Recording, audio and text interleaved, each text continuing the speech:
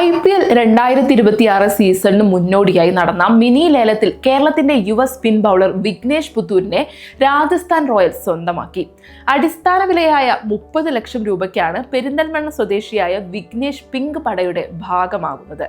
വർഷങ്ങളോളം ടീമിന്റെ നായകനും മുഖവുമായിരുന്ന സഞ്ജു സാംസൺ ചെന്നൈ സൂപ്പർ കിങ്സിലേക്ക് ചേക്കേറിയതിനു പിന്നാലെയാണ് മറ്റൊരു മലയാളി താരത്തെ റോയൽസ് കൂടാരത്തിലെത്തിച്ചിരിക്കുന്നത്. ശ്രദ്ധേയമായ ട്രേഡ് ഡീലിലൂടെ സഞ്ജു സാംസണെ ചെന്നൈക്ക് കൈമാറിയ രാജസ്ഥാൻ പകരമായി ഓൾറൗണ്ടർമാരായ രവീന്ദ്ര ജഡേജയെയും സാം കറനെയും ടീമിലെത്തിച്ചിരുന്നു.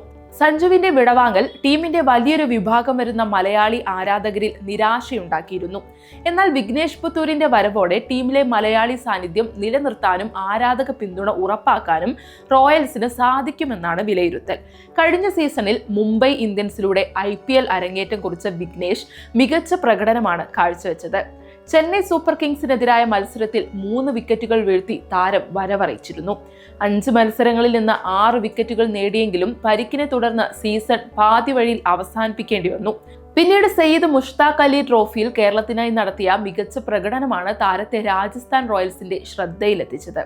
യുവതാരങ്ങൾക്ക് മികച്ച അവസരങ്ങൾ നൽകുന്നതിൽ പേരുകേട്ട ഫ്രാഞ്ചൈസിയാണ് രാജസ്ഥാൻ റോയൽസ്.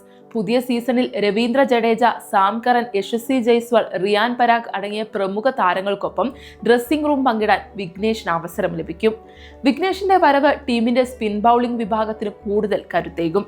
സഞ്ജു പോയെങ്കിലും മറ്റൊരു മലയാളി താരം എത്തിയത് റോയൽസിന്റെ ആരാധകർക്കിടയിൽ പുതിയ പ്രതീക്ഷ നൽകിയിട്ടുണ്ട്.